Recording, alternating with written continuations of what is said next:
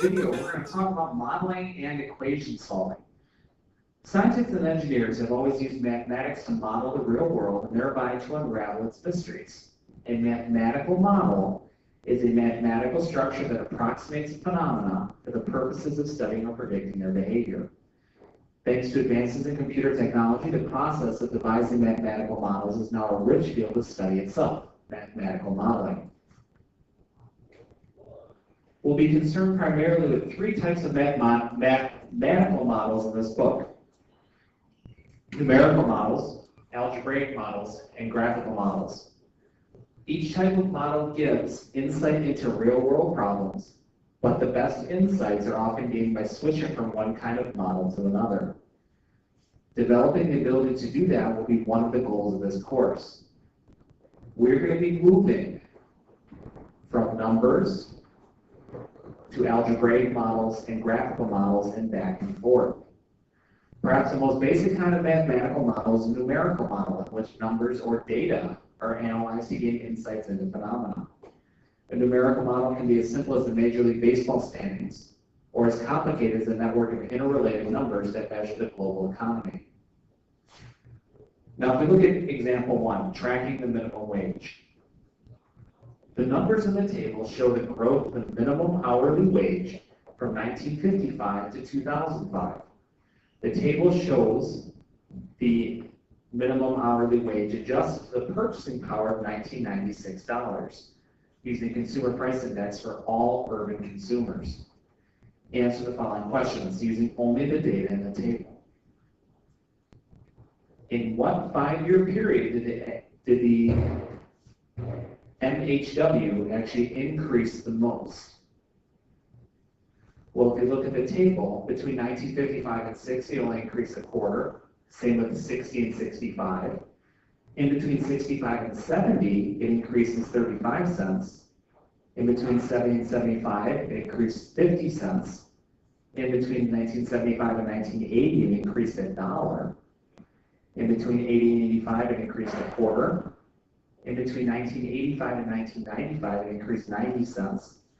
Same with 1995 and 2000. And then between 2000 and 2005, it actually stayed the same. So the biggest jump was between 1975 and 1980. Now, in part B, in what year did a worker earning an MHW enjoy the greatest purchasing power? Well, that's simple. We want to find the one with the highest value according to 1996 dollars. That would be 1970.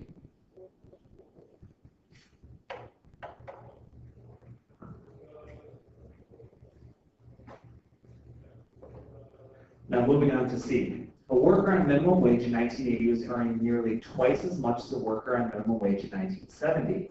And yet there was a great pressure to raise the minimum wage again. Why? Well, the reason why is because the purchasing power actually decreased between 1975 and 1980.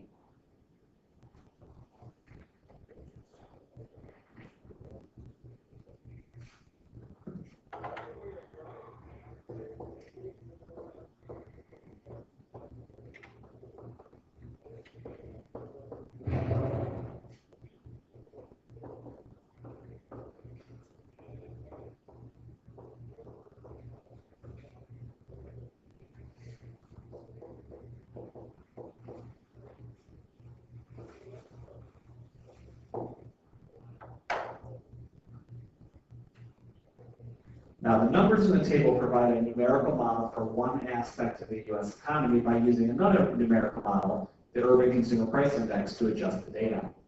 Working with large numerical models is standard operating procedure in business and industry, where computers are relied upon to provide fast and accurate data processing.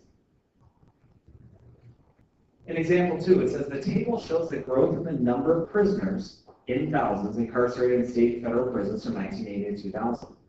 Is the proportion of female prisoners over the years increasing? Well, what we're going to do here,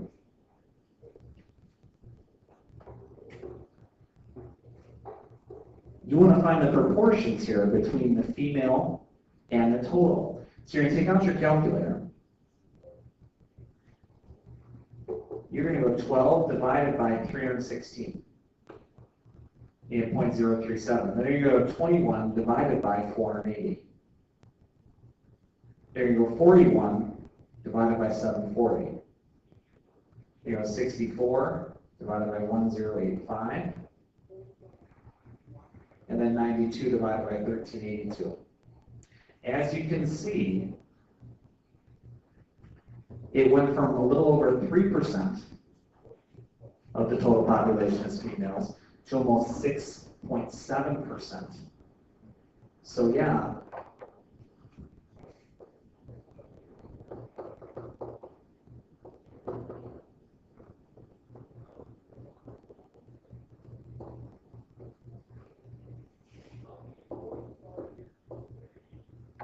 I should do that mathematics again, so I have a good number for you.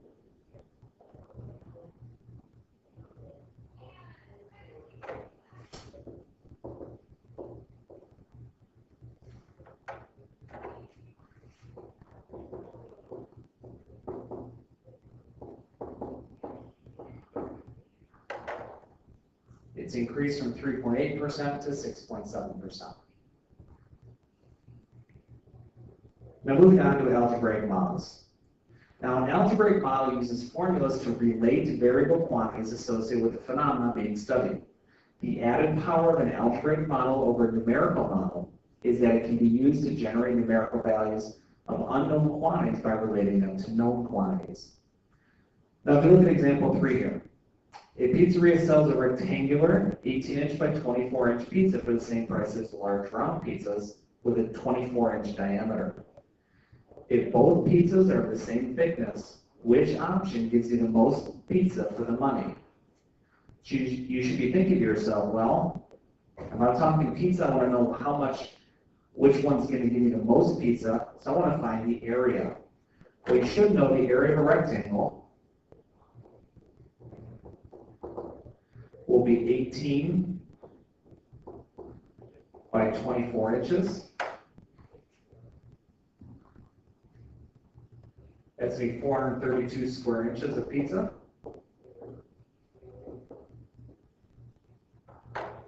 Now we want to find the area of the round pizza. That's a circle. That's going to be pi times my radius. And because of 24-inch diameter, that needs to be a 12-inch radius.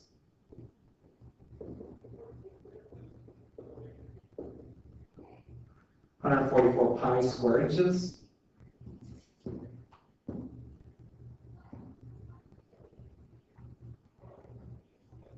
That would be 452.4 square inches.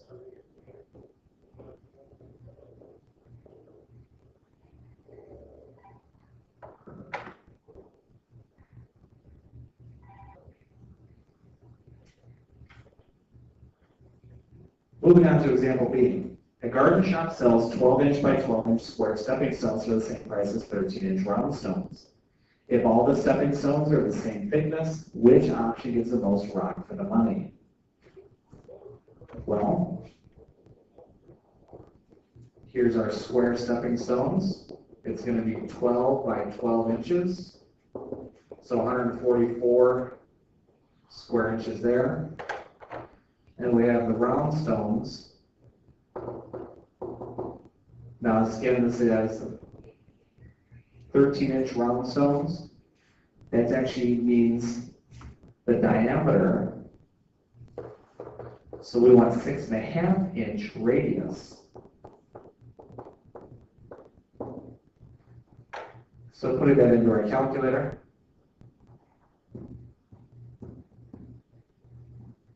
(132.73).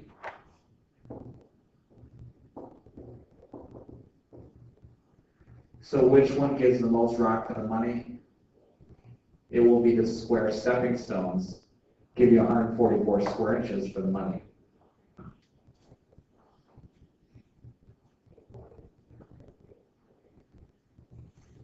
Now moving on to the exploration.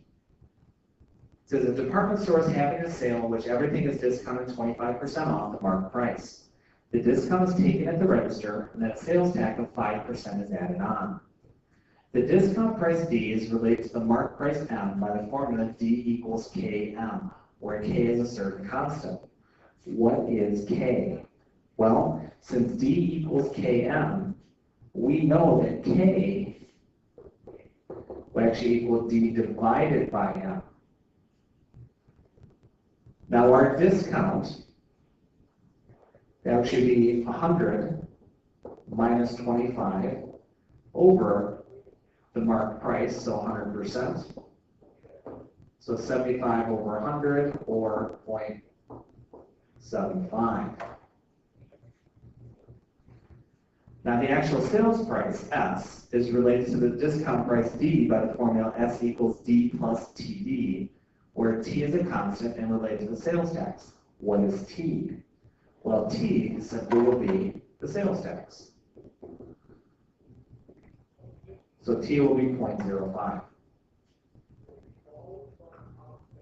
Now, using the answer of step 1 and 2, you can find a constant P that relates S directly to M by the formula S equals PM. What is P? Well, because M equals D divided by K, using that same thing from number 1. And you also know that S equals D plus TD. And you know that S equals PM. What we can do then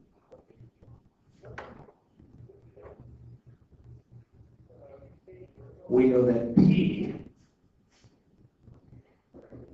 will equal S divided by M, which means S, which is D plus TD, over M, which is D over K, that will actually simplify to, this is where mathematics comes in, D parentheses 1 plus T times K over D. Now you should see there that the D's will cancel, which means we'll have K times 1 plus T.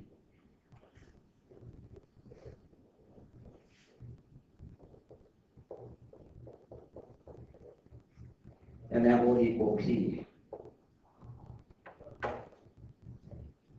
Well, you know what K is. We know that K is 0.75.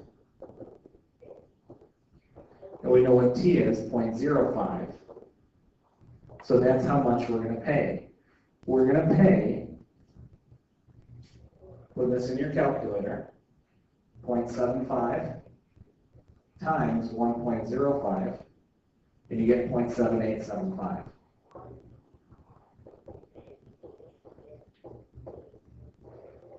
So with tax and the 25% discount, you're actually going to be paying almost 79% of what the original price was.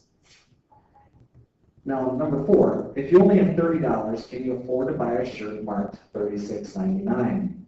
Well, if you take $36.99 times 0.7875, you're going to get $29.13.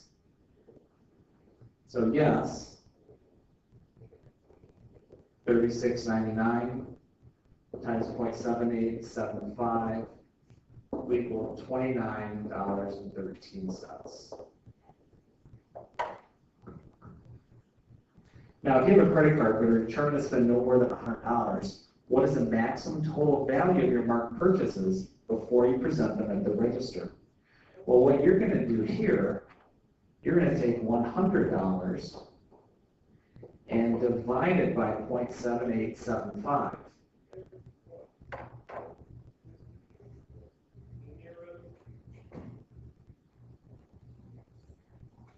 You get $126.98.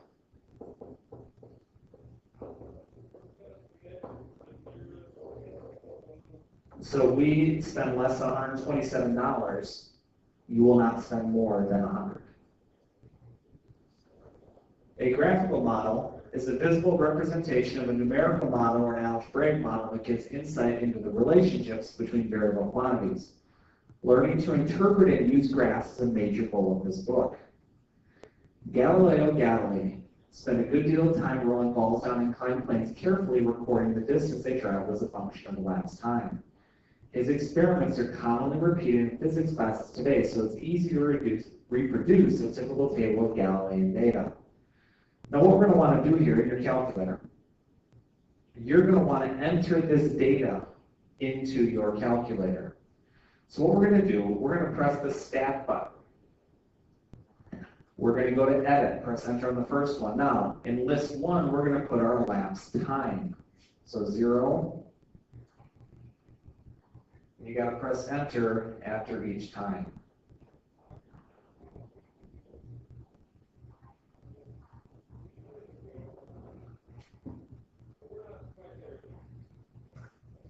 Now in List 2, we're going to put the distance traveled.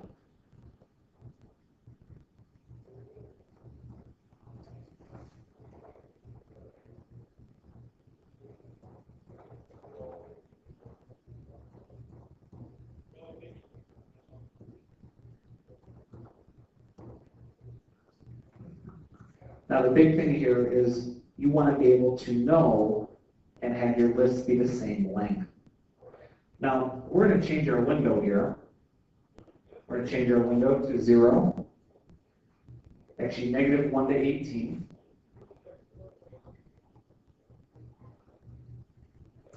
And we're also going to go -8 to 56. So give you a minute to copy those down, make sure you have it correct. Another thing you need to remember, you need to have nothing in your y equals. In your scatter plot, so you press the second y equals, we want to look at plot 1 and turn this on. Make sure on is highlighted and you turn it on. Type, that's fine. List 1 is our time, list 2 is our distance traveled, and then the mark, that's fine as well. So when you graph it, it's going to look something like this. Now you should see that it actually does look quadratic.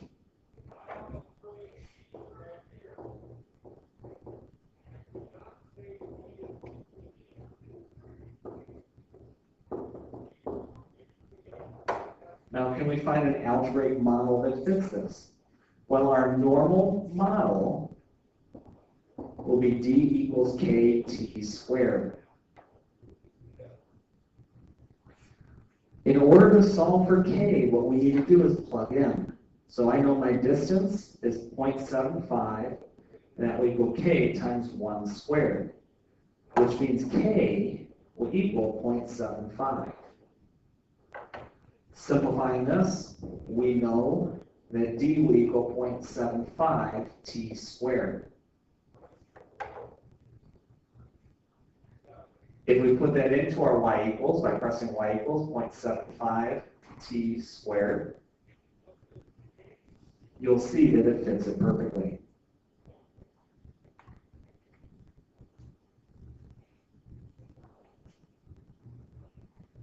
Now this insight led to Galileo to discover several basic laws of motion that would eventually be named after Isaac Newton. While Galileo had found the algebraic model to describe the path of the ball, it would take Newton's calculus to explain why it worked. Now example 5, fitting a curve to data. We showed in example 2 that the percentage of females in the U.S. prison population has been steadily growing over the years. Model this growth graphically and use the graphical model to suggest an algebraic model. Let T be the number of years since 1980 and F be the percentage of females in the prison population from year 0 to year 20. Well, first things first, we need to put this data into our calculator. So what I want you to do, go back to your main screen by pressing second mode. That will go back to your main screen. Press the second button plus. Go down to number 4, clear all lists. Press enter, all of our lists are cleared. Now we need to enter these numbers into our list, so press the stat button, press enter on edit. List 1 will have 0, 5, 10, 15, 20. List 2 will have 3.8, 4.4, 5.5, 5.9, and 6.7.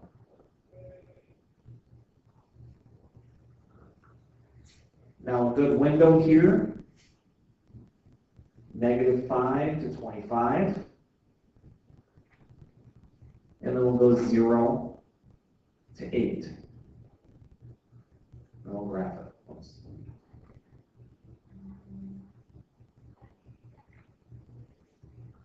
Now that looks somewhat linear. So what we're going to have to do here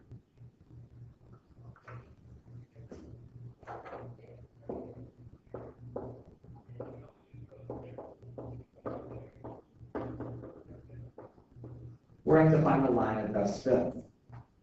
So what we're going to do, we're going to use our first point and our last point to find the slope. It's going to be the change in f over the change in t. So it'll be 6.7 minus 3.8 over 20 minus 0. So in our calculator,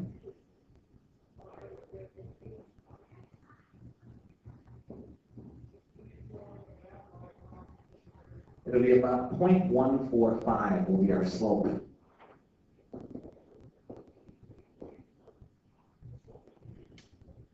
Our b value will be 3.8 because that'll be my y-intercept. That's when x is 0, in this case t. So my equation will be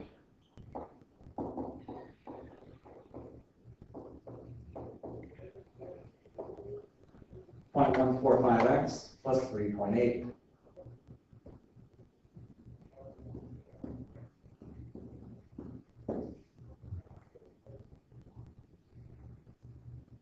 And as you can see, that is actually a pretty good fit.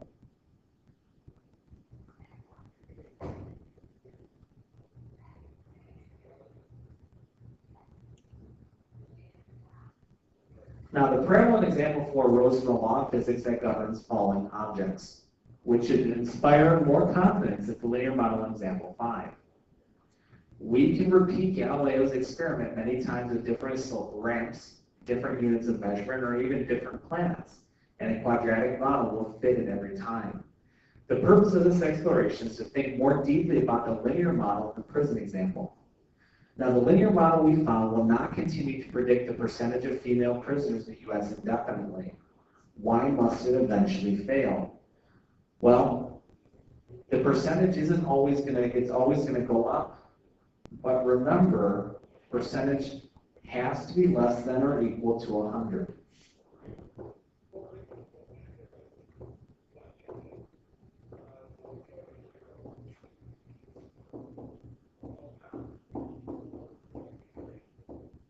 Has to be. It's never going to go over 100%.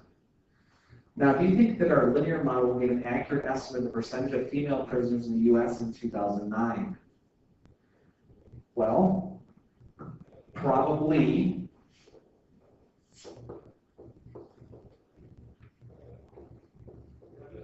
because 2009 is fairly close to 2000. Now, the linear model is such a good fit that it actually calls our attention to the unusual jump in the percentage of female prisoners in 1990. Statisticians would look for some unusual confounding factor in 1990 that might explain the jump. What sort of factors do you think might explain it? Well, really a little bit of everything. Females are having more access to wrongdoing. That might be it there. Whatever you can think of might happen. Now, does the table suggest a possible factor that might influence female crime statistics?